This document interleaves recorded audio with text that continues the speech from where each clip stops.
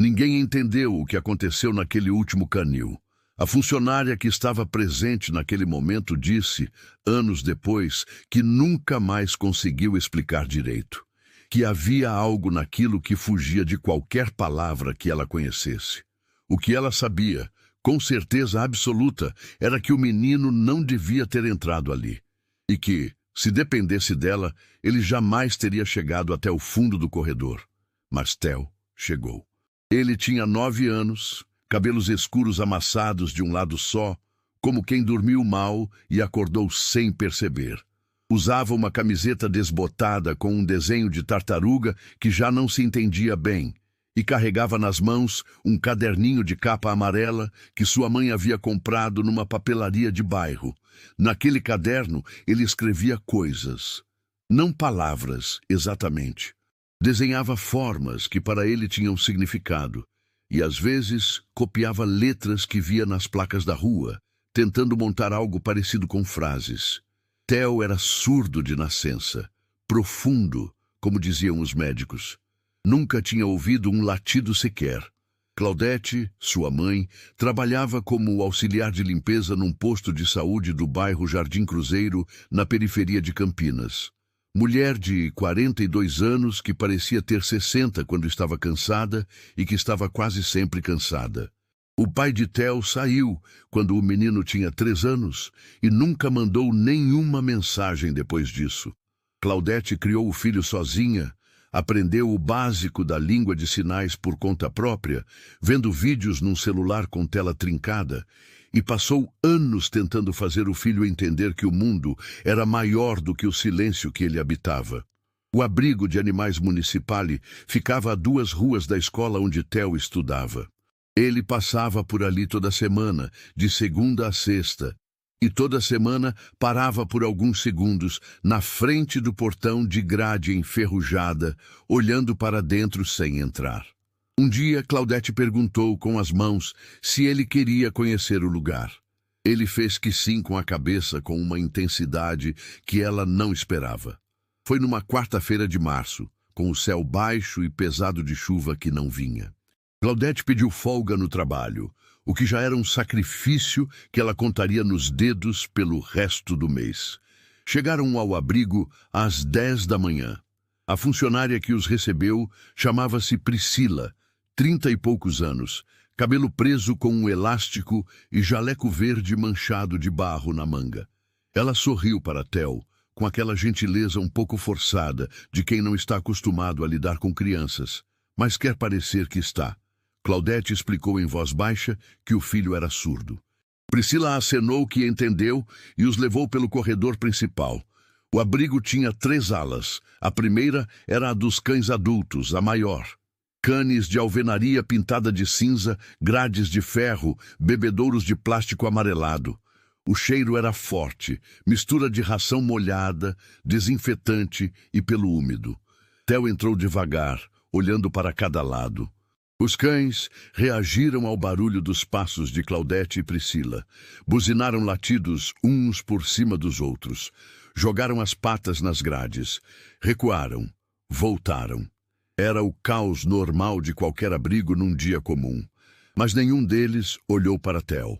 Claudete notou isso primeiro. Achou estranho, mas não disse nada. Priscila não percebeu porque estava falando, explicando alguma coisa sobre o processo de adoção que Claudete mal conseguia acompanhar. Theo caminhou pelo corredor inteiro, passando por canil após canil, e os cães simplesmente não reagiam a ele. Latiam para o lado, pulavam de agitação, mas quando o menino parava na frente de qualquer grade, os animais se desviavam, voltavam para o fundo do canil, desviam o olhar, como se ele não estivesse ali. Claudete sentiu um aperto no peito que não soube nomear. Ela olhou para o filho e viu que ele tinha percebido também. Theo não demonstrou mágoa com expressão de choro ou lábios trêmulos. Ele apenas ficou mais quieto do que já era. Guardou o caderninho debaixo do braço e enfiou a outra mão no bolso da calça. Priscila continuou andando, levando-os para a ala 2, a dos filhotes. Ali era diferente. Barulho agudo, movimentação constante, cachorrinhos que se atiravam contra tudo com a energia descalibrada da juventude animal. Claudete esperava que ali Theo reagisse melhor, mas aconteceu a mesma coisa. Os filhotes latiam, pulavam, disputavam atenção com qualquer pessoa que passasse. Mas quando Theo se aproximava de uma gaiola, os animais recuavam um passo, viravam o rosto. Um filhote de vira-lata malhado chegou perto, farejou o ar na direção do menino e foi embora sem olhar para trás. Theo ficou parado por um longo segundo. Depois abriu o caderninho e fez um desenho rápido. Um círculo com um ponto no centro e, ao redor do ponto, linhas que saíam em todas as direções, menos para dentro. Claudete olhou o desenho e não entendeu. Ou entendeu e preferiu não. Priscila disse que havia ainda uma terceira ala, menor, que ficava no fundo do terreno. Era onde ficavam os cães em observação, alguns em recuperação de cirurgia, outros com histórico de comportamento imprevisível. Ela disse que normalmente não levava visitantes até lá, especialmente crianças. Claudete começou a concordar com a cabeça, pronta para dizer que tudo bem, que eles já tinham visto o suficiente. Mas Theo já estava andando. Ele não tinha ouvido Priscila, não tinha como ouvir. Simplesmente seguiu o corredor com a mesma determinação quieta de quem sabe para onde quer ir sem nunca ter estado lá. Claudete chamou por ele, esqueceu por um segundo que chamar não adiantava nada e foi atrás. Priscila suspirou e o seguiu. A terceira ala era mais escura. O teto era mais baixo, a pintura descascava em faixas e o cheiro era mais denso, mais velho. Havia 6 canis ao longo da parede esquerda. 5 deles tinham cães que reagiram imediatamente à chegada do grupo. Rosnou o de número 2, latiu em cadência o de número 3. O 4 ficou parado no centro do canil, olhando com aquela fixidez que os funcionários de abrigo aprendem a respeitar de longe. Priscila disse, mais para ela mesma do que para os outros, que aquele ali era o Brutão e que tinha chegado 2 semanas antes, depois de uma situação complicada. O canil de número 6 ficava no fundo, a última grade. Theo foi até lá. Dentro, encostado na parede do fundo, havia um cão. Médio porte, pelo curto e amarelado, com uma orelha em pé e outra dobrada para baixo, como se tivesse cansado de sustentar o peso. O animal estava deitado de lado, as patas esticadas, os olhos abertos, mas sem brilho. Parecia não estar vendo nada em particular. Parecia não estar em lugar nenhum. Theo parou na frente da grade. O cão não se mexeu. Claudete chegou atrás, pôs a mão no ombro do filho. Priscila ficou 2 passos atrás, de braços cruzados, o rosto com uma expressão que misturava preocupação e algo que ainda não era tristeza, mas estava perto disso. Theo ficou olhando para o cão por um tempo que Claudete não soube medir. 10 segundos, talvez 1 minuto. O cão não reagia, não farejava o ar, não levantava a cabeça. Theo abaixou devagar até ficar de cócoras, no nível da grade, e pôs o caderninho no chão ao lado dos pés. Então o cão virou a cabeça. Não foi um movimento rápido, foi lento, como se custasse alguma coisa. O animal olhou para Theo com aqueles olhos sem brilho, e por um momento nada mudou. Depois, muito devagar, ele levantou a cabeça do chão. Claudete prendeu a respiração sem perceber. Priscila descruzou os braços. O cão ficou olhando para Theo. Theo ficou olhando para o cão. Nenhum dos dois se mexeu por um tempo. Então, Theo estendeu a mão devagar, a palma aberta na direção da grade, sem tentar tocar, apenas oferecendo. O cão olhou para a mão. Depois olhou de volta para o rosto do menino.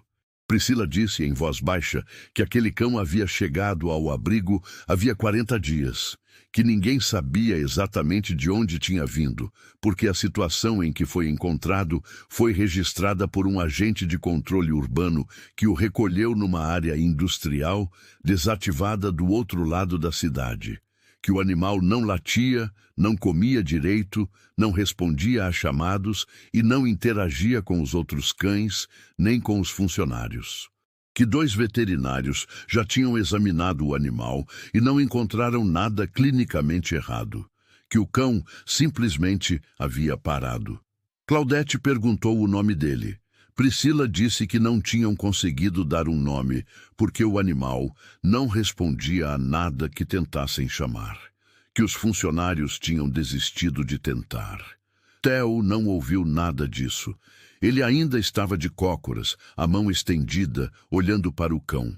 E o cão estava olhando de volta.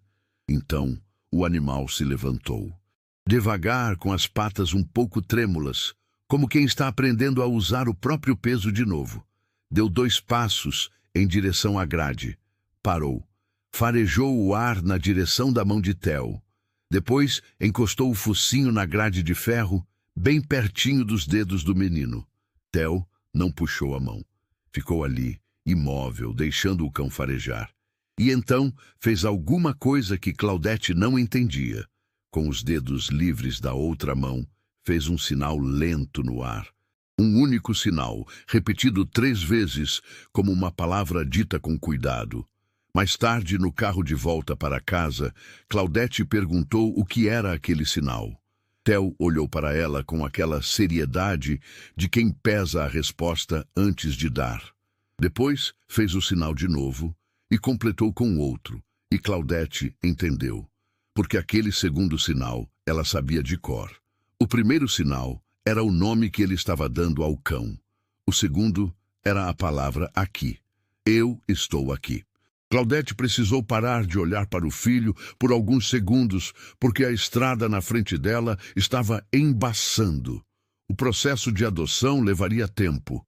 Priscila tinha sido honesta sobre isso. Havia formulários, havia uma visita domiciliar prevista, havia um período de espera. Claudete tinha ouvido tudo aquilo e sentiu o estômago afundar, porque ela sabia como essas coisas funcionavam na prática. Ela sabia que morava num apartamento de 2 cômodos, num conjunto habitacional onde animais eram tecnicamente proibidos pelo regulamento do condomínio. Ela sabia que sua renda mal cobria o mês. Ela sabia que um cão, mesmo pequeno, representava vacinas, ração, veterinário, imprevistos, mas ela também tinha visto o rosto do filho na frente daquela grade. E tinha entendido que aquilo não era uma vontade de criança. Era outra coisa. Na semana seguinte, ela foi sozinha ao abrigo. Conversou com Priscila por quase 1 hora. Explicou a situação do apartamento, do regulamento, da renda. Priscila ouviu tudo com atenção e disse que havia uma solução possível para o regulamento do condomínio. Ela poderia conversar com o síndico, apresentar o laudo médico de Theo, argumentar que o animal tinha função terapêutica comprovada. Não era garantido, mas era um caminho. Claudete perguntou quanto custava um laudo desses. Priscila disse que dependia do médico. Claudete saiu do abrigo sem garantia nenhuma e foi direto para a escola de Theo buscar o filho. Quando ele apareceu no portão e viu a expressão dela, parou. Depois fez um sinal interrogativo com as mãos. Claudete sorriu com um esforço que ele provavelmente viu porque ele era muito bom em ler rostos e fez o sinal que significava estamos tentando. Theo acenou que entendia, mas ele não perguntou mais nada. E aquilo, de alguma forma, doeu mais do que se tivesse insistido. As semanas que se seguiram foram difíceis. Claudete descobriu que o síndico do condomínio, um homem de 60 e tantos anos chamado Braulio, tinha uma antipatia antiga por animais que ele justificava com argumentos práticos, mas que vinha, ela suspeitava, de algum lugar muito mais emocional. Ele ouviu o pedido dela com os braços cruzados e disse que ia pensar, mas o jeito que disse deixou claro o que pensava. Claudete saiu da reunião com raiva e com medo ao mesmo tempo, uma combinação que ela conhecia bem. Ela foi ao posto de saúde onde trabalhava e pediu ao médico de referência de Theo, um clínico geral de meia-idade chamado Renato, que redigisse algum documento atestando a importância do vínculo com animais para crianças com deficiência auditiva. Renato ouviu com atenção, fez algumas perguntas e disse que não podia assinar um laudo sem ter base clínica para isso. mas disse que poderia escrever uma carta médica descritiva, algo que não tinha valor legal pleno, mas que poderia ajudar numa argumentação informal. Claudete agradeceu mais do que ele provavelmente imaginou que aquilo merecia. Enquanto isso, ela foi ao abrigo outras 2 vezes, sempre sozinha, porque não queria levar Theo até que houvesse algo concreto. Priscila a deixava entrar e ficava ali enquanto Claudete ficava na frente do canil de número 6. O cão havia mudado visivelmente nas últimas semanas. Comia melhor, segundo Priscila. Levantava quando os funcionários entravam. Ainda não latia, mas havia começado a farejar os outros cães através das grades. Na terceira visita, quando Claudete chegou, o cão estava parado no meio do canil em vez de encostado na parede. Quando ela se aproximou, ele veio até a grade. Farejou o ar na direção dela e ficou parado, olhando para ela com aqueles olhos que já tinham um pouco mais de brilho do que antes. Claudete ficou imóvel por um segundo. Depois fez, devagar, o sinal que Theo havia usado. O único sinal que ela havia guardado daquela tarde. Repetiu 3 vezes, como o filho havia feito. O cão pôs as 2 patas dianteiras na grade. Claudete foi embora depressa porque não queria chorar dentro do abrigo. A carta de Renato, combinada com uma conversa longa e cuidadosa que Claudete teve com 2 outros moradores do condomínio que conhecia há anos, acabou chegando ao síndico por um caminho indireto. Esses moradores pediram uma assembleia informal sobre o tema, e na assembleia Claudete falou. Ela não esperava falar bem, nunca foi boa em falar em público, sempre ficava com a voz presa quando estava nervosa. Mas naquela noite, ela contou sobre Theo com uma clareza que surpreendeu até ela mesma. Contou sobre o dia no abrigo, sobre os cães que não olhavam, sobre o último canil, sobre o sinal que o filho havia feito. Quando ela terminou, havia um silêncio na sala que ela não soube interpretar. Braulio ficou com o rosto fechado. Depois disse que ia pensar mais uma vez, com o mesmo tom de antes. Mas um dos moradores presentes, uma mulher de 50 anos, chamada Geralda, que Claudete cumprimentava no corredor há 7 anos, sem nunca ter trocado mais do que 10 palavras com ela, disse em voz alta que achava que era a coisa certa a fazer. Outros concordaram. Não todos, mas o suficiente. Braulio disse, com a expressão de quem está cedendo sem querer, que faria uma exceção documentada, mediante algumas condições que ele listou e que Claudete concordou com todas antes mesmo de terminar de ouvir. Ela foi direto ao abrigo no dia seguinte. Priscila ouviu a novidade, com um sorriso que era metade alívio e metade outra coisa. Disse que ainda havia etapas, que a visita domiciliar precisaria ser agendada. Claudete disse que entendia. Então Priscila disse, mais baixinho, que talvez fosse hora de trazer o menino para uma visita enquanto as burocracias corriam. Claudete buscou Theo na escola naquela tarde e não disse nada no caminho. Quando dobraram a esquina e o portão do abrigo apareceu, Theo olhou para a mãe. Ela fez um sinal simples, pode entrar. Theo entrou na frente dela, passou pela primeira ala sem parar, passou pela segunda. Seguiu direto para o corredor do fundo, como se o caminho estivesse gravado em algum lugar que não precisava de palavras. Claudete e Priscila foram atrás. Na terceira ala, o cão estava parado no centro do canil quando eles chegaram. Quando Theo apareceu na abertura do corredor, o animal levantou a cabeça, ficou olhando. Theo foi até a grade devagar. O cão veio até ele. Dessa vez, a distância entre eles era apenas o ferro da grade. Theo pôs os dedos entre as barras com cuidado, e o cão farejou cada dedo separadamente, com aquela atenção total que os animais às vezes têm e que os humanos perderam faz tempo. Então, o cão encostou a cabeça na mão do menino e fechou os olhos. Theo ficou completamente imóvel.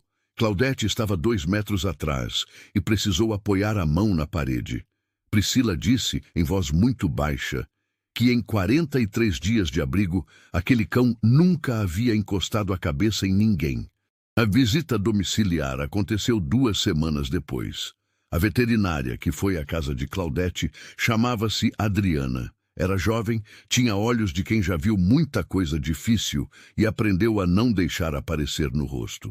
Ela olhou o apartamento, fez perguntas sobre rotina, sobre espaço, sobre como Theo se comunicava e como a família funcionava. Claudete respondeu tudo com a honestidade de quem não tem energia para fingir. Disse que o apartamento era pequeno, que ela trabalhava 6 dias por semana, que Theo ia e voltava da escola sozinho às vezes porque ela não conseguia sair mais cedo. Adriana anotou tudo. Ficou um tempo em silêncio olhando para o caderninho de Theo, que estava sobre a mesa porque ele havia deixado ali ao sair para a escola. Perguntou o que eram os desenhos. Claudete disse que eram coisas que Theo via e queria guardar. Adriana acenou, anotou mais alguma coisa e foi embora. O relatório chegou ao abrigo 5 dias depois.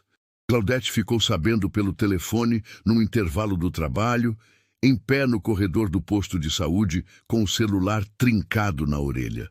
Priscila disse que o resultado era favorável, que havia algumas recomendações, que ela detalharia depois, que a adoção podia ser processada. Claudete ficou em pé no corredor por um tempo depois que a ligação terminou. Uma colega passou e perguntou se estava tudo bem.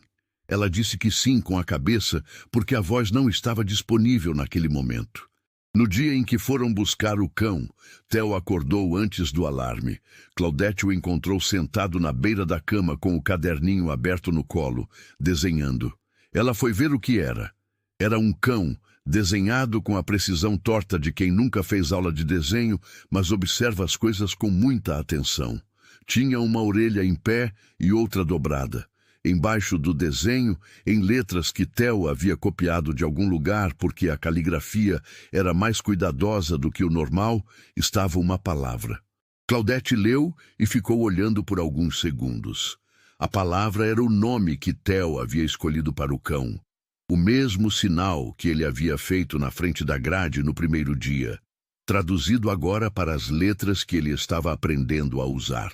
Claudete não entendeu imediatamente de onde vinha o nome, mas quando ela perguntou mais tarde, com os gestos lentos que usava quando queria ter certeza de que Theo estava entendendo a pergunta, ele explicou. Era o nome que ele havia dado porque era como ele se sentia quando estava perto do cão. Claudete precisou de um momento para processar. Então entendeu. O nome não era uma palavra que descrevia o animal. Era uma palavra que descrevia o que acontecia entre eles. O nome era Inteiro. No abrigo, Priscila já tinha tudo preparado. Havia papéis a assinar e Claudete assinou. Havia orientações sobre alimentação, vacinas, vermifugação, e Claudete ouviu tudo e anotou o que pôde. Adriana estava presente e entregou um folder com informações básicas de cuidados. E Claudete guardou na bolsa com o cuidado de quem guarda um documento importante. Então Priscila foi buscar o cão. Theo ficou parado no meio da sala de espera do abrigo, as mãos nos bolsos, olhando para a porta por onde Priscila havia desaparecido. Claudete ficou ao lado dele sem dizer nada porque não havia nada para dizer. Quando a porta se abriu e Priscila voltou com o cão na guia, o animal farejou o ar 3 vezes e então parou. Ficou imóvel por um segundo. Depois caminhou direto para Theo, com passos rápidos, sem desviar, sem hesitar, e encostou o corpo inteiro contra as pernas do menino. Theo abaixou as mãos dos bolsos e pôs as 2 palmas abertas sobre o pelo do cão. Fechou os olhos por um segundo. Priscila disse, mais para ela mesma do que para alguém, que em 16 anos de trabalho com animais nunca tinha visto nada assim. Claudete disse baixinho que ela também não. A caminhada de volta para casa foi longa, porque Theo queria ir a pé para que o cão conhecesse o caminho. Claudete concordou mesmo, com o sapato que apertava e cansaço de semana inteira no corpo. Eles foram pelos mesmos quarteirões que Theo percorria toda semana para ir e voltar da escola, e o cão ia ao lado do menino sem precisar de muito da guia, atento a cada parada, cada esquina, cada mudança de direção. Na frente do condomínio, Geralda estava na calçada com uma sacola de mercado. Quando viu os três, pôs a sacola no chão e ficou olhando. Theo não a conhecia. O cão farejou o ar na direção dela. Geralda abaixou devagar e deixou o animal farejar a mão. Depois olhou para Theo e fez um aceno de cabeça que não precisava de tradução. Theo acenou de volta. O apartamento era pequeno e ficou ainda mais pequeno quando o cão entrou. Mas havia espaço suficiente para uma caminha que Claudete havia comprado de segunda mão numa loja de bairro, e havia espaço suficiente para Theo sentar no chão e o cão sentar do lado. Naquela noite, depois que Claudete apagou a luz do quarto e o apartamento ficou quieto, ela ficou ouvindo, do outro lado da parede fina, o silêncio diferente do quarto do filho. Era o mesmo silêncio de sempre, mas havia algo nele que não estava antes. Semanas depois, a professora de Theo enviou uma mensagem para Claudete dizendo que o menino havia feito algo incomum na aula. Que durante uma atividade de expressão livre, ele havia pedido por meio de um bilhete escrito com a ajuda da intérprete para mostrar alguma coisa para a turma. Que ele havia aberto o caderninho amarelo na página do desenho do cão com a orelha dobrada, e que havia escrito no quadro, com letra grande e cuidadosa, a palavra que estava embaixo do desenho, e que havia ficado parado na frente do quadro por um momento, olhando para os colegas, e depois havia apontado para o peito com um dedo só. A professora disse que não havia entendido completamente o que o menino quis dizer, mas que a sala havia ficado em silêncio de um jeito que ela raramente via. Claudete leu a mensagem 3 vezes. Depois guardou o celular na bolsa e foi terminar o turno. Naquela noite, quando chegou em casa, Theo estava no chão com o caderninho aberto e o cão deitado do lado, o queixo apoiado na perna do menino.